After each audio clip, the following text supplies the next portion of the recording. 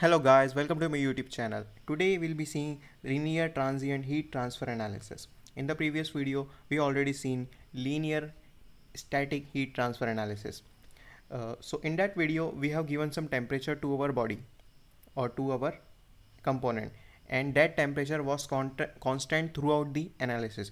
In this video, we are not going to do the same. We are going to change the temperature with respect to time. And how we are going to do that, I'll show you in about a minute. First of all, a little bit about the linear transient heat transfer analysis. It can be used to calculate the temperature distribution in a system with respect to time. The applied thermal load can either be time dependent or time variant. Transient thermal analysis is used to capture the basic thermal behavior of a system over a specified period of time. So now that you have a basic little bit understanding about the linear transient heat transfer analysis, the I'm going to show you the flow chart about, because the linear transient heat transfer analysis, it's quite a lengthy process. So we have to follow some procedure. So of that, let's look at the procedure. First of all, must import our geometry to our software, and then we have to convert it into mappable and then mesh it.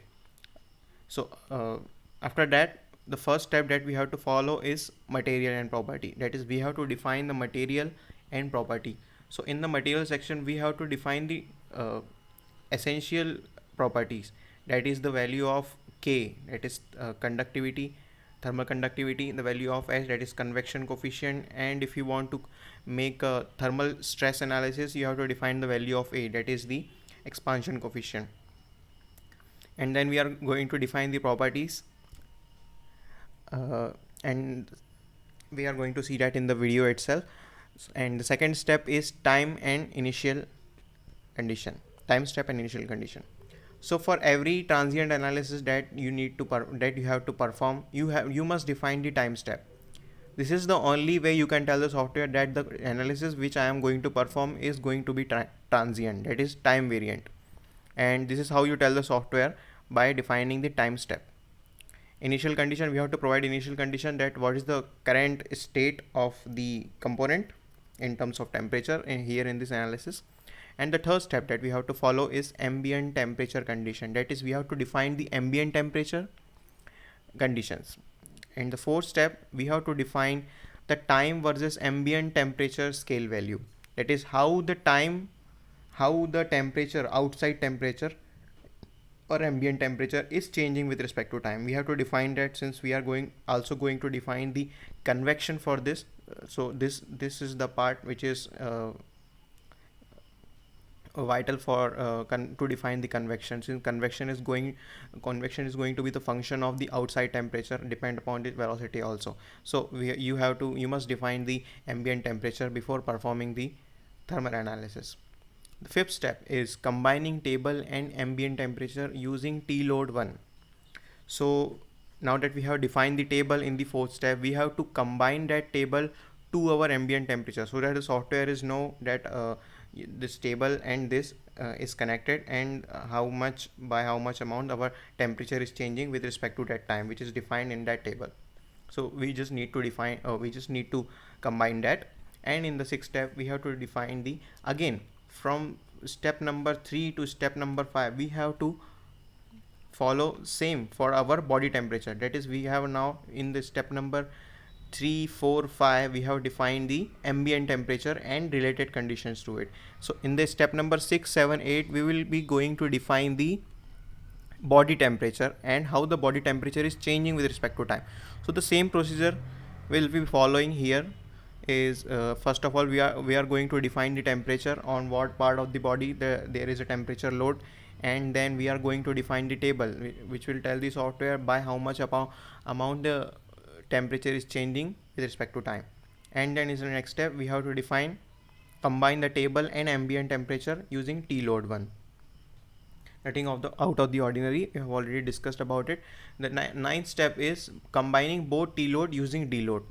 Now while defining the load step, you can only define one TLOAD, but because of the fact that we have two TLOADs here, we are going to use the DLOAD card image. So what the DLOAD card image will do is let you define the two TLOAD temperature into one.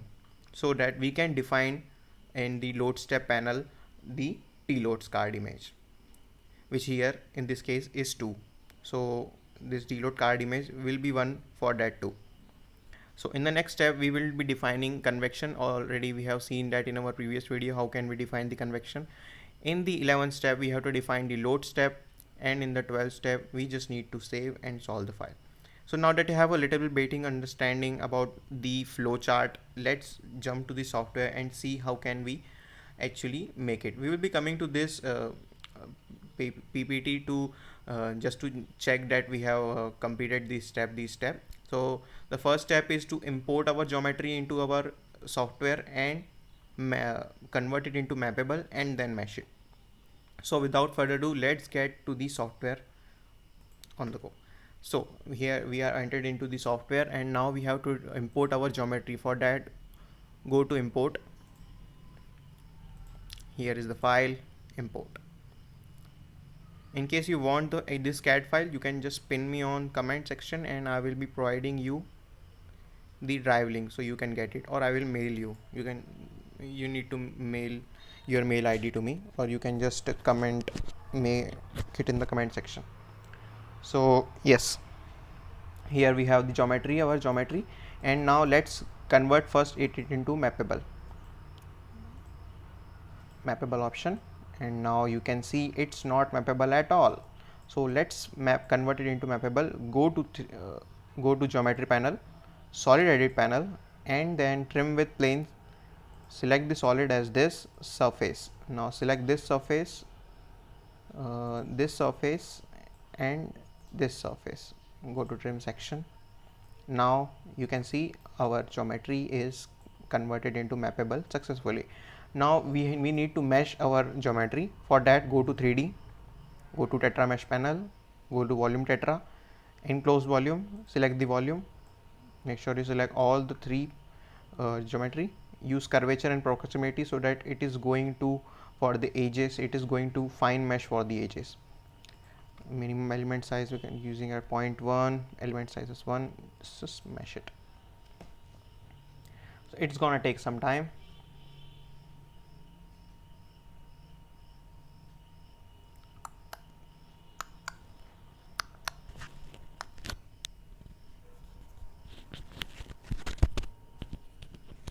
So yeah, our software has meshed our component. Now let's turn on the meshing and disable the surface geometry.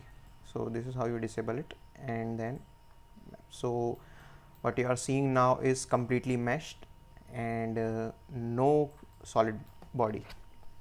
You can also delete it if you want the solid body, but let's keep it as it is for now. Now first step we have discussed is material and property. So what we are going to define our material and property here. So go to material section, sorry, this one is property. Go to material section and you can name it if you want. I will name it as aluminium, and type as isotropic, and card image as mat4. Created it. We are going to define the value of K. Okay, hoja bhai.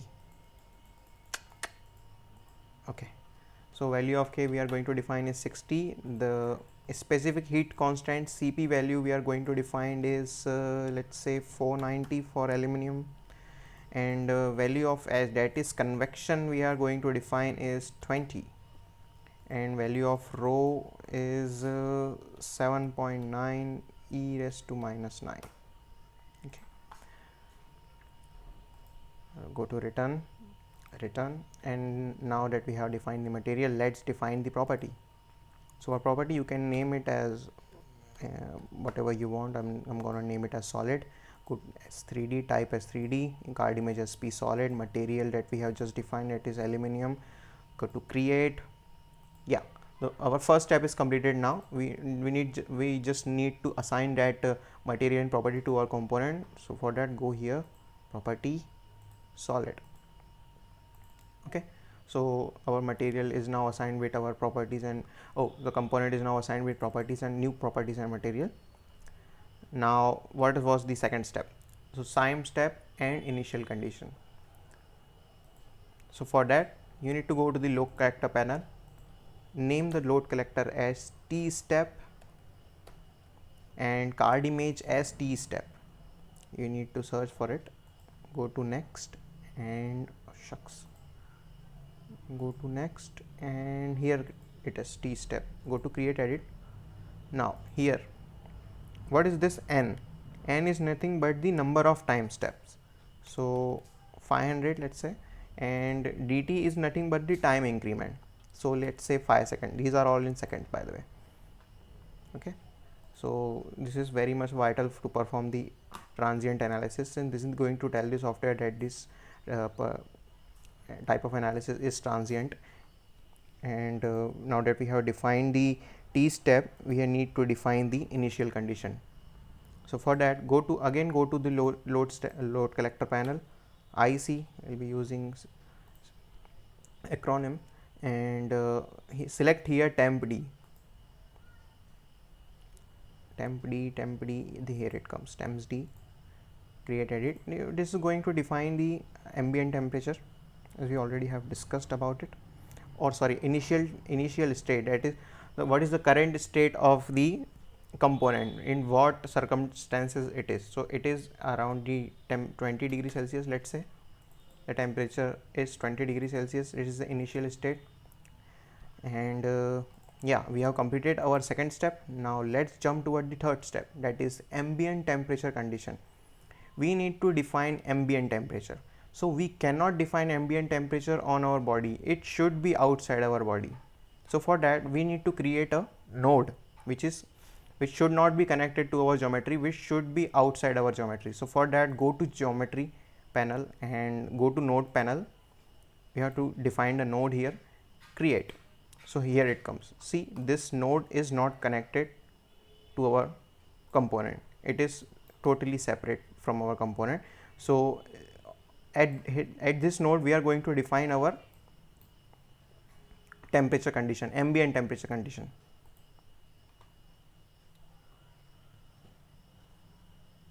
Okay, so let's first define the ambient temperature.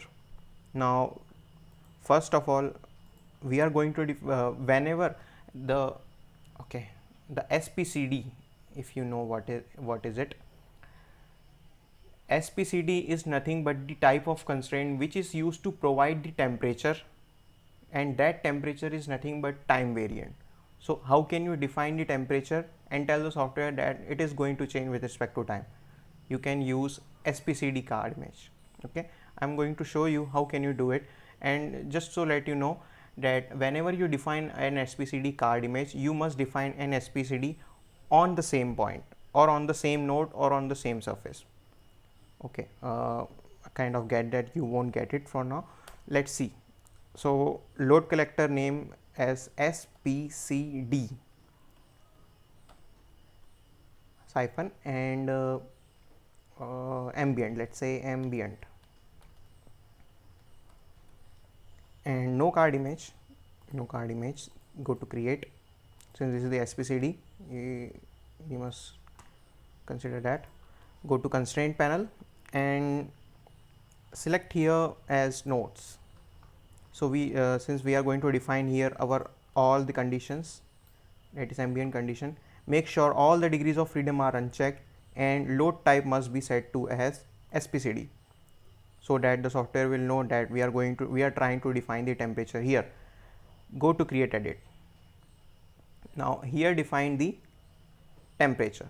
So our temperature is going to change with respect to time, and that will change we are going to represent in the table. So for that, let's keep it as 1. Since we are going to define the scale value, let's keep it as 1. Okay, and now that we have defined the SPCD value, now define the SPC value on the same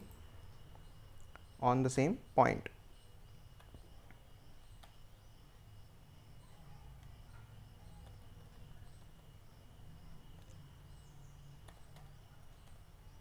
SPC ambient. Okay, no card image. Go to create, return, and go to constraint panel.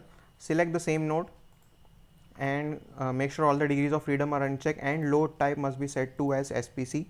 Go to create edit and define the temperature as 0. It is already 0. So go to return and return. Now we have defined the ambient temperature conditions. So we have completed our third step. In the fourth step, we have to define the table, that is time versus ambient SPCD temperature scale value. So let's see the table first, and then we will discuss that how we can define it. Here is the table. Let's make it a somewhat big. Okay, the fonts are same. So here you can see it is time versus ambient scale value. So as the time is changing from 0 second to 500 second, the ambient temperature is 1 at 0 second and it is 1 at 500 second. That is, ambient temperature is not changing with respect to time. Okay, so keep it in mind that ambient temperature is not a function. It's even though we have defined that it's a function of time, since this is the transient analysis, we must do that. So for it is not changing with respect to time. It is same for the from 0 second to 500 second. That ambient temperature scale value is same. Okay, so let's define it. So for that, go to utility section and table create. Now select the table D1 here, go to next and browse the table. Since my table was on desktop, I'm going to select the SPCD. Okay, you can name it as ambient.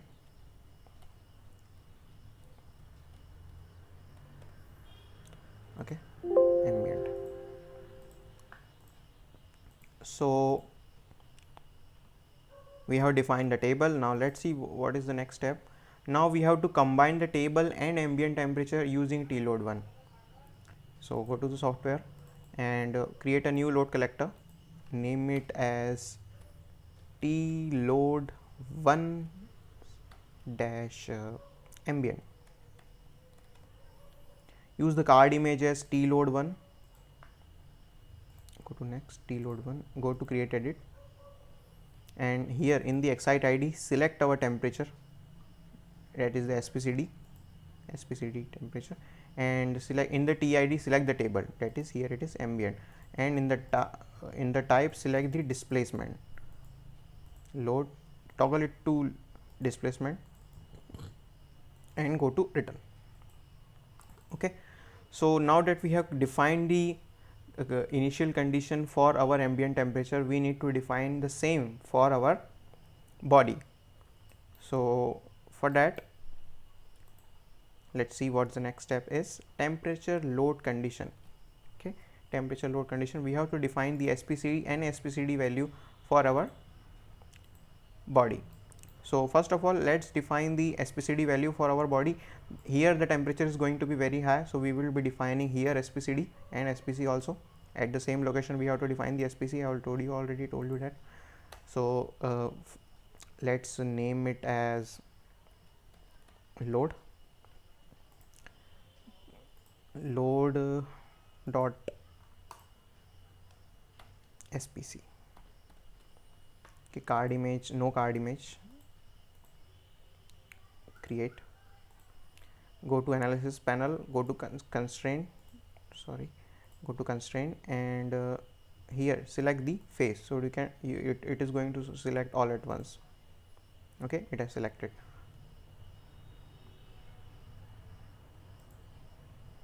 Okay, it's SPC here.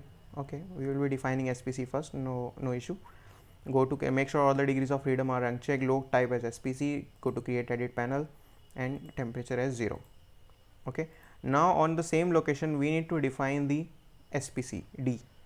So for that, go to load collector, SPCD, this is the temperature, no card image, create, return, go to constraint panel and select the faces. Yeah, it has selected the same. Now make sure all the degrees of freedom are unchecked. Now change the load types to SPCD. So the software will know that we are going to define the temperature, time variant temperature to be exact, and go to create edit, and here define the temperature scale value as 1, not temperature scale value, the temperature value as 1.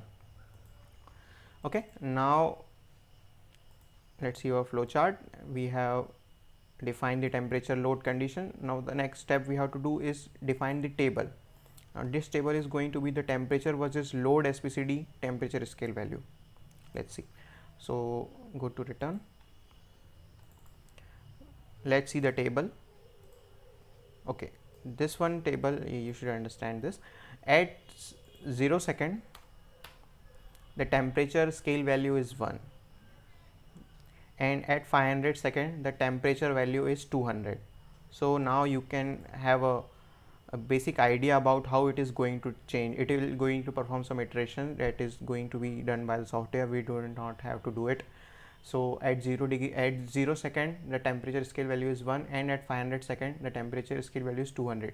So the value between these 0 and 500 second, the software is going to iterate itself and calculate the value. We do not have to define that. So the maximum temperature is going to reach 200, as you can see here. Okay, now that we have seen the table, let's define it using our tload card image. tload1 slash temp. Okay, define the card image as tload1. Go to next, tload1, create edit, and excite id, select the excite id as load SPCD. Make sure it is SPCD. tid as, okay, we have not defined the temperature yet. Let's define the temperature. Let's delete our tload. It's of no use without the table. Go to utility panel and table create, table d1. Next, browse the table, temp. Okay, and select here as temperature. Apply. Okay, software is created. And again go to model, follow the same template, it is already there. Go to create edit, excite id as load SPCD, and tid as temperature id as temperature. We are going to select the type as displacement and return. Now let's see our flow chart. We have combined our table and ambient temperature using tload1. Okay, now we have to do is combine both tload using deload. Okay, so for that, go to a load collector, deload, load collector name as deload, and card image as also deload. Here it is. Create edit, and in the deload number, select 2,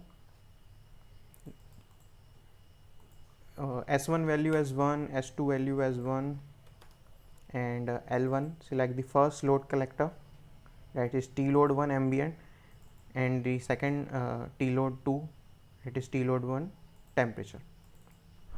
Okay, now we have combined our both the tloads as deload. Now let's see what's the next step. We have to define the convection. Okay, we have already defined the convection coefficient in our temperature. We have to define the convection now.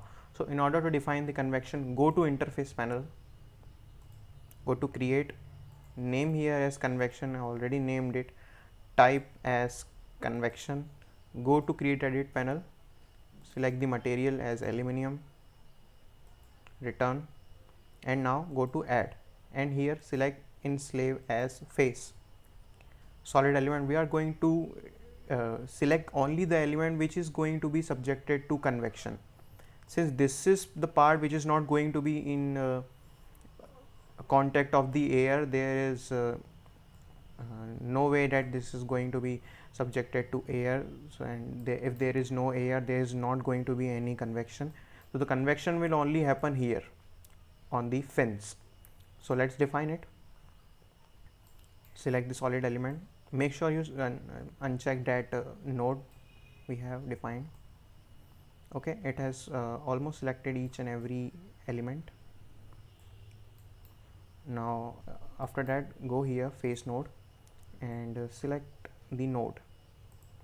On every node you must select 3, on every plane you must select 3 nodes. So we do not have that much time, so we are going to directly, okay, it has selected. Go to add. Okay, now let's you can see here it has created here. We can change the color to green. Okay, you can see the convection element now. Now we have, what we have to do is we have to combine these convection element to our ambient temperature, so that the system will work. Now the system won't work because the software do not know that the convection is happening, but at what rate. So we have to define that using our ambient temperature. So basically you have to link your ambient temperature and the convection element. So for that we have already defined our ambient temperature. Now we just need to link this node to our convection element. So in order to do that, you can go to card edit panel and select here as element, and type as configuration as slave 3. See, make sure it is chbdye, and in order to select the element, only the convection element, you can go to by group and select the convection. So what it is going to do, it is automatically going to select the convection element. Go to edit and select the TA1 as this, the ambient temperature. So now we have defined what is going to be the ambient temperature and convection coefficient for our convection element. Go to return.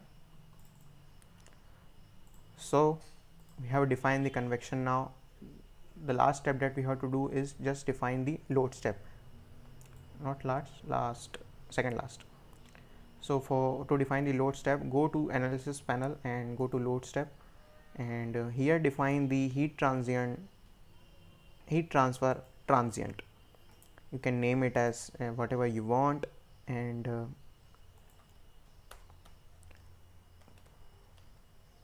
let's name it as transient, and select the SPC as okay. We need to do one thing. Now here you can see is we there is only one SPC that we can define, but in this in the boundary condition that we have defined, we have two SPCs, that is the load SPC and SPC ambient. So in order to define that, we must combine both the SPC. So there is a way to do that. Go to load collector panel, load collector name as SPC add, and select the card image as SPC add. You need to find it, go to next, and here it is, SPC add. Go to create edit, and SPC name set as 2, since there are two, S1 as SPC ambient and S2 as load load SPC. Okay, now there is no problem. We can go to our load step panel and we can define one load step, one SPC, that is our SPC add. Okay, now define the deload as deload, and initial condition we have provided it is IC, and we have to define the T step. Okay, now just click on create, go to return, just you need to save the file,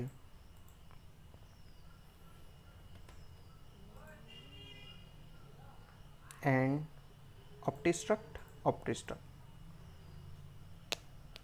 It is going to take some time.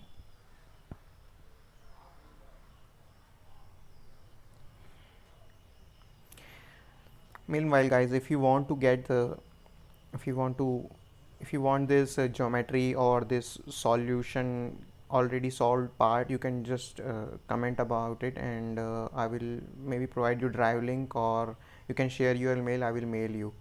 Okay, whatever, if you want the CAD file or if you want the solved part, whatever it is, you can just pin me on comment.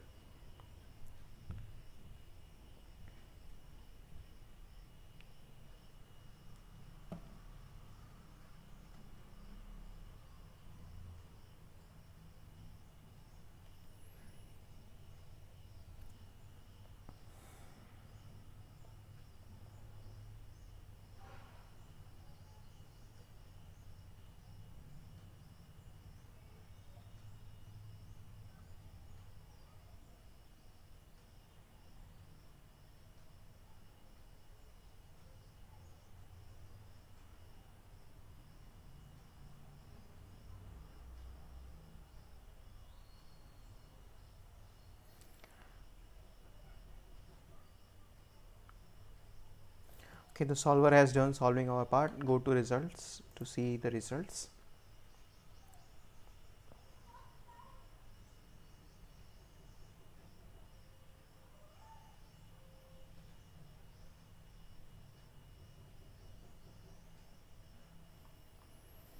Okay, we have entered in our hyperview panel.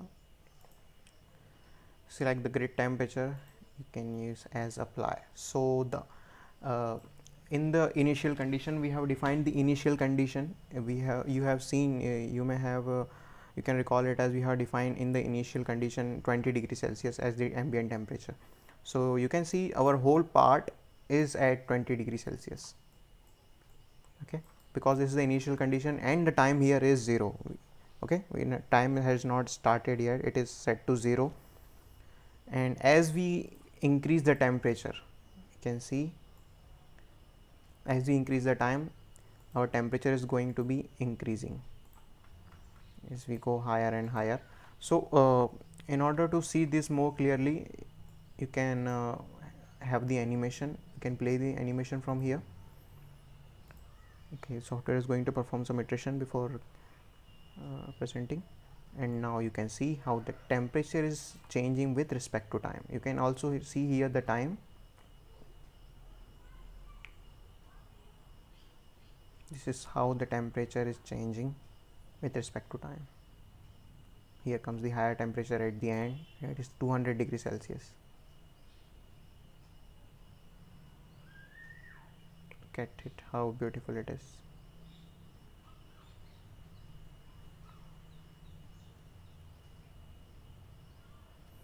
Okay, so uh, that's all for today, guys. If you want to see some more tutorials on advanced analysis software like Hypermesh, you can maybe access so that's all for today, guys. If you want to see more of such video, you can access the playlist and make sure you save the playlist. And if you have any question or query, or if you want this geometry, so you can just pin me on comment section and I will reply you. Okay, so thank you guys for watching. You're awesome.